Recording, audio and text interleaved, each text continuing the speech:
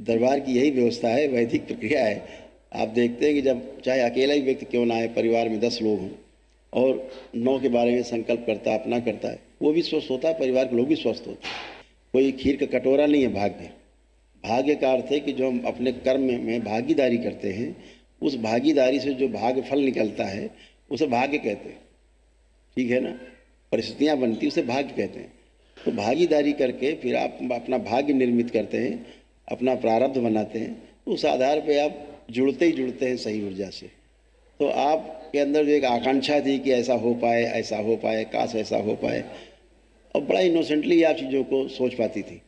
तो उसको आपका भाव ही चाहिए और कुछ नहीं चाहिए, आपका भाव चाहिए। तो जब भाव से भाव जुड़ता है तो ऊर्जा खींचती है फिर अपनी तरफ, और जब आपको खींचती है तो आपके द्वारा सब में फैलती है, जहाँ जहाँ तक आपकी सोच होती है, तो सब अच्छा ही होता है। तो दरबार की यही व्यवस्था है, वैदिक प्रक्रिया है। आप देखते हैं कि जब चाहे अकेला ही व्यक्ति क्यों ना आए, परिवार में 10 लोग हों और 9 के बारे में संकल्प करता, अपना करता है, वो भी स्वस्थ होता है, परिवार के लोग भी स्वस्थ होते हैं। तो वो फैलता है, फैला इसलिए क्योंकि आपकी सोच वहाँ तक है। तो बहुत अच्छा है कि आप कर पाए, बाबा माँ से जुड़ पाए, भोलेनाथ और माँ की कृपा से आप जुड़ पाए, और ये हमेशा बना रहे। सब स्मृतियाँ जो बाहरी थी सब नष्ट हुई, गंदगी गई, और सभी लोग प्रकाशित हैं। आप लोग इसी प्रकार ऊर्जा से भरे हुए हैं। कोई भी एक नकारात्मक विचार आप लोगों में नहीं, किसी प्रकार का शेष, एक भी विचार किसी के लिए भी नहीं शेष। एकदम साफ सुथरे होकर के खड़े हैं, क्योंकि नकारात्मकता ही रोग है, सकारात्मकता ही स्वास्थ्य है। अगर आप सकारात्मक हैं तो आप स्वस्थ हैं, आप नकारात्मक हैं तो आप अस्वस्थ हैं।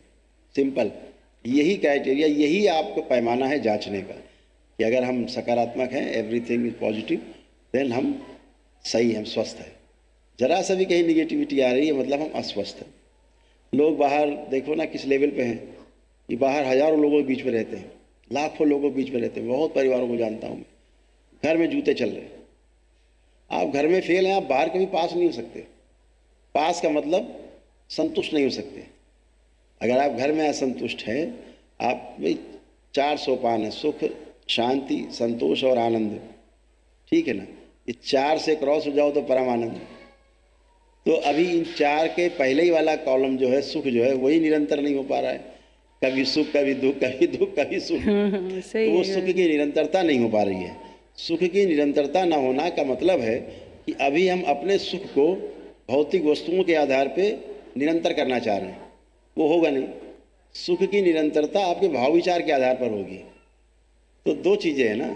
अभी हमने मान लिया है कि गाड़ी होगी तो सब घर में खुशियाँ आ जाएंगी, बंगला बन जाएगा तो घर में खुशियाँ आ जाएंगी, ये हो जाएगा तो घर में खुशियाँ आ जाएंगी, इतना रुपया आ जाएगा, इतना बैंक बैलेंस हो जाएगा, इतना धन दौलत सोना चांदी आ जाएगा तो खुशियाँ आ जाएंगी। वो आती नहीं। ये सब आ जाने के बाद भी लगता है खाली है, फिर भी जूते चल रहे होते हैं। किसी कभी बात की, भौतिक वस्तुओं की कमी ना होने के बाद भी अंदर उठा पटक जारी। दिन भर 4 बार सोचती घर की महिलाएं, पंखे का सदुपयोग कर लें क्या, इससे अच्छा तो जीना बेकार है। तो ये सब जो आ रहा है, ये दिखाता है कि आप अस्वस्थ हैं, और ये नहीं आ रहा है तो मतलब आप स्वस्थ हैं।